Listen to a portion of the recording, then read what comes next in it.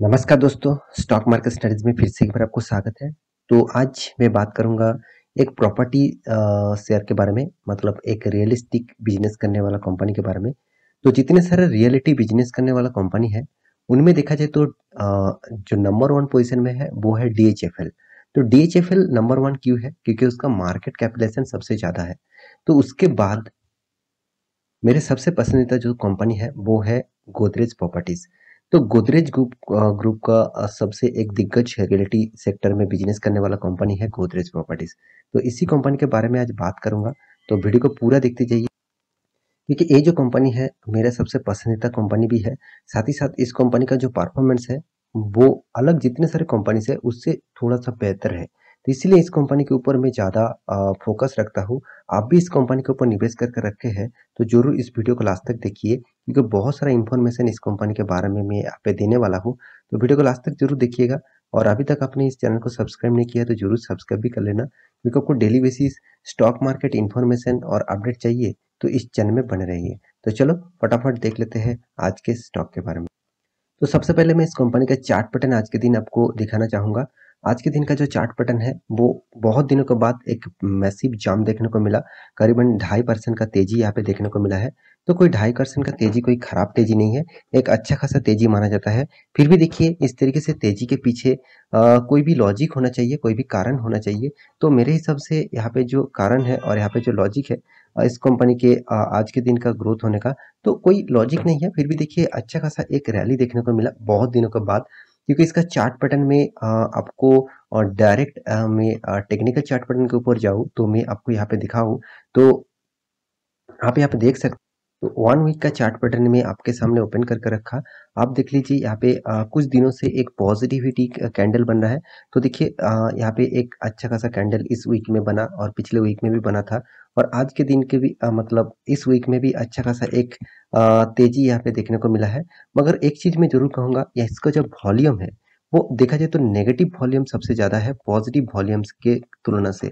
मतलब बाइंग जिस तरीके से हो रहा है उससे ज़्यादा कुछ सेलिंग भी इस कंपनी में ज़बरदस्त हो रहा है। तो इसीलिए देखिए इसका जो टॉप लेवल था वो 2500 था और उसमें से गिरकर अभी 1600 चल रहा है। तो इसका मतलब कितना मतलब ज़बरदस्त यहाँ पे गिरावट देखने को मिला।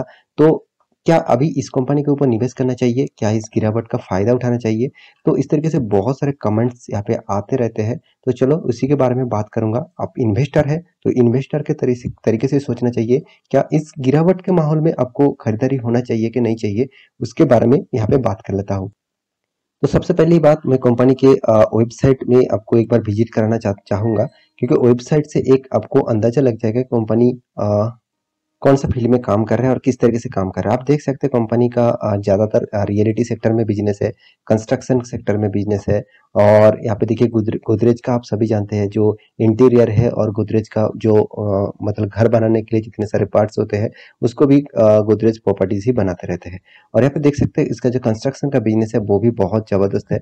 और कंपनी शानदार काम भी करते हैं, साथ ही साथ कंपनी का बिजनेस भी जो है वो बहुत तेजी से ग्रोथ हो रहा है। तो मैं इस तरीके से कंपनी के ऊपर ज़्यादा फोकस रखता हूँ।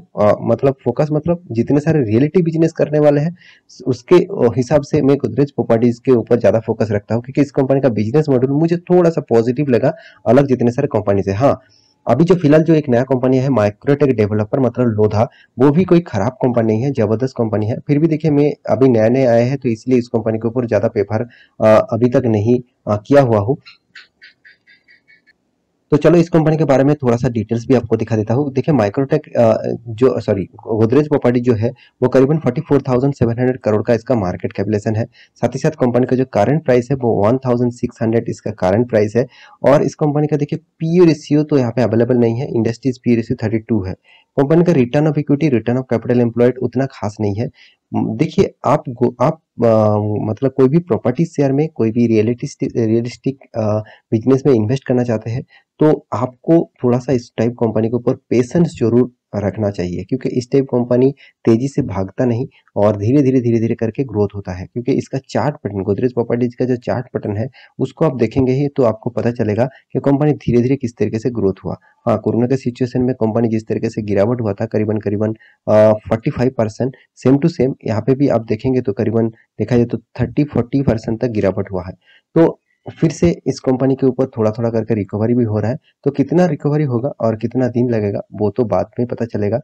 तो अभी फिलहाल के जो सिनेरियो है उसके हिसाब से बात करूं तो कंपनी का जो अभी एनुअली इनकम है वो लॉस में है।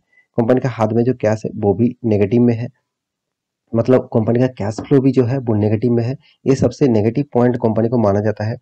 ईपीएस, अर्निंग पर शेयर भी नेगेटिव में है। कंपनी का कर्जा भी देखिए 4700 करोड़ तक कंपनी के पास कर्जा है। तो कंपनी का डेप्थ ऑफ इक्विटी जो है वो 0.57 कंपनी का डेप्थ ऑफ इक्विटी है। और रिटर्न ऑफ इक्विटी के बारे में बात करो तो रिटर्न ऑफ इक्विटी 3.38% का नेगेटिविटी में है। तो कंपनी जो जो चीज मुझे इस कंपनी को अच्छा लगा वो आप देख सकते हैं, मैं अभी आपको दिखा देता हूँ। चलो वो भी दिखा देता हूँ। चलो यहाँ पे देखिए कंपनी जो क्वार्टर बेसिस रिजल्ट करते हैं हर क्वार्टर में कंपनी प्रॉफिट कमाता है। हाँ, कोरोना के सिचुएशन में कंपनी लॉस किया था और सेकेंड लॉकडाउन में भी लॉस किया था। उसके बाद बाकी टाइम में कंपनी अच्छा खासा प्रॉफिट यहाँ पे किया, वो चीज भी यहाँ पे आप देख सकते हैं। और साथ ही साथ और एक चीज आपको यहाँ पे मैं जरूर दिखाऊंगा, कंपनी का साल भर की परफॉर्मेंस देखेंगे तो कंपनी देखिए साल भर में भी आपको अच्छा खासा रिटर्न दिया, कभी भी लॉस नहीं दिया। लास्ट टाइम जो 2021 गया उस टाइम में कंपनी ने लॉस किया, क्योंकि कोरोना के सिचुएशन के सेकेंड लॉकडाउन में बहुत पैनिक सिचुएशन क्रिएट हो चुके थे, तो इसलिए इस कंपनी के ऊपर थोड़ा सा लॉस देखने को मिला। कंपनी आपको रिटर्न शानदार दिया, करीबन देखिए 20% एक साल में, और 3 साल में 25%, 5 साल में 32% और 10 साल में करीबन 20%। ओवरऑल बात करें 20% प्लस आपको रिटर्न हर साल में देते आए हैं।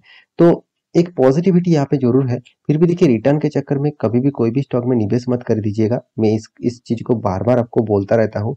क्यों मैं बोलता रहता हूँ? क्योंकि देखिए कंपनी का सारे पैरामीटर आपको चेक करना होता है। कंपनी का रिजर्व के बारे में बात करूँ तो देखिए रिजर्व तो जरूर ग्रोथ हो रहा है, हर साल में कंपनी का रिजर्व बढ़ते जा रहा है, ये भी एक पॉजिटिव माना जाता है। मगर कंपनी का जो कर्जा है वो भी धीरे धीरे देखिए बढ़ते जा रहा है। कंपनी का कर्जा अगर कम है तभी कंपनी के लिए ज्यादा पोटेंशियल रहेगा, क्योंकि कंपनी कर्जे के हिसाब से इंटरेस्ट ज्यादा पे करना पड़ रहा है। आप खुद ही देख लीजिए कंपनी, यहाँ पे साल भर के दिखा देता हूँ। चलो कंपनी देखिए सेल्स कितना किया। सेल्स देखेंगे तो बीच में तो 2014, 15, 16 इस तरीके सालों में, 19 में भी अच्छा खासा सेल्स हुआ था, 2020 में भी जबरदस्त सेल हुआ था। मगर 2021 में कम सेल हुआ और खर्चा ज्यादा हो गया। और साथ ही साथ कंपनी को इंटरेस्ट देखिए, पहले तो 1 करोड़, 4 करोड़, 5 करोड़ इस तरीके से कुछ का इंटरेस्ट पे करना पड़ता था, अभी वो 200-250 करोड़ तक पहुंच चुके हैं कंपनी का इंटरेस्ट। तो देखिए जितना ज्यादा इंटरेस्ट पे करना पड़ेगा उतना ही कंपनी के लिए खतरा है, क्योंकि इंटरेस्ट ज्यादा पे करने से कंपनी का हाथ में कुछ बचता नहीं है।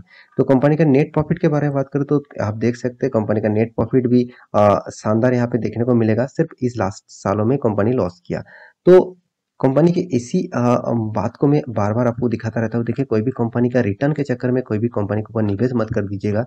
उसके क्या चल रहा है, उसके अंदर क्या चल रहा है, उसका फाइनेंशियल रिपोर्ट क्या है वो आपको देखना चाहिए। कंपनी का हाथ में जो कैश फ्लो वो हमेशा पॉजिटिव में होना चाहिए। मगर कंपनी बहुत बहुत टाइम तक कंपनी हाथ में नेगेटिव पे कैश फ्लो देखने को मिला। तो इस कंपनी का जो हिस्सेदारी है आप देखेंगे तो प्रोमोटर के पास कितना 58% होल्डिंग है। उसके बाद सारे के सारे माल किसने उठाया? एफआईएस ने। देखिए एफआईएस ने माल उठाया, इसके लिए मुझे इस कंपनी अच्छा नहीं लगता, क्योंकि एफआईएस ने माल उठाया। एफआईएस तो जो है इन्वेस्टर जो है वो हमेशा माल खरीदते हैं और बेचते रहते हैं। तो उसका प्रॉफिट हो जाता है तो वो माल बेच देते हैं, और कभी उसको लॉस हो जाता है तो वो एक लॉस लेकर उसको कट कर देते हैं। तो मैं उस तरीके से निवेशक नहीं हूँ, मैं लॉन्ग टर्म निवेशक हूँ, तो इसलिए मैं लॉन्ग टर्म के लिए सोचता हूँ। तो इस कंपनी का बिजनेस मॉडल मुझे अच्छा खासा लगता है। और प्रॉपर्टीज बिजनेस फ्यूचर में मुझे लगता है इंडिया में और भी बहुत शानदार ग्रोथ करेगा, क्योंकि कंस्ट्रक्शन के बिजनेस के ऊपर ज्यादातर गवर्नमेंट ने बहुत फोकस रखा है। और इस बजट में भी आपने देखा होगा कि कंस्ट्रक्शन के ऊपर गवर्नमेंट बहुत सारा यहाँ पे छूट दिया गया है और बहुत सारा इन्वेस्टमेंट करने के लिए बात किया गया है। तो मेरे हिसाब से इस कंपनी के ऊपर आपका निवेश है और आप इस कंपनी के ऊपर निवेश करना चाहते हैं तो मैं एक डिस्क्लेमर जरूर दूंगा। कंपनी तो कोई छोटा मोटा नहीं है, इंडिया का सेकंड लार्जेस्ट रियलिस्टिक बिजनेस करने वाला कंपनी है। नंबर 1 में पहले बता चुका हूँ डीएचएफएल है। तो डीएचएफएल अभी फिलहाल के लिए सॉरी माफ़ी चाहता हूँ, डीएलएफ है।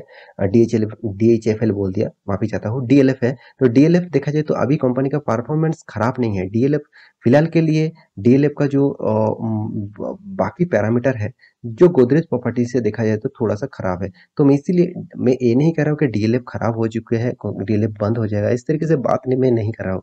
मैं कंपैरिज़न की बात कर रहा हूँ, तो आपको निवेश करना है तो गोदरेज प्रॉपर्टीज़ के ऊपर आपको फोकस होना चाहिए। बाकी आपकी मर्ज़ी, आप इस कंपनी के ऊपर निवेश करेंगे कि नहीं करेंगे वो तो बाद में पता चलेगा। मतलब इस कंपनी में किस तरीके से परफ़ॉर्मेंस करेगा।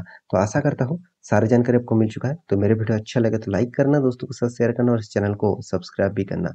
मिलते हैं नया स्टॉक लेके, तब तक के लिए अच्छे से रहिए, अपने ख्याल रखिए। Bye bye.